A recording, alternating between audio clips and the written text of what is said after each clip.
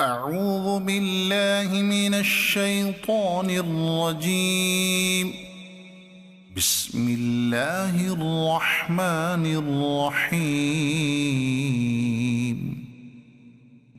ألهاكم التكاثر حتى زرتم المقابر كلا سوف تعلمون ثم كلا سوف تعلمون كلا لو تعلمون علم اليقين لترون الجحيم ثم لترونها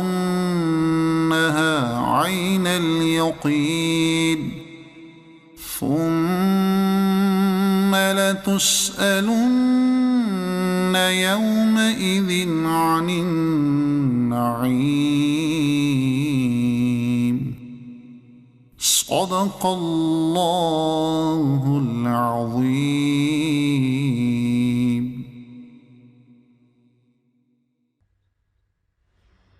This lesson is completed. Now you please practice this lesson 3 times a day for 3 days. And we will learn our next lesson soon, inshallah. If you have any question regarding this lesson or previous lessons, please ask in comments section below and we will give you quick answer, inshallah. Thank you. Allah Hafiz.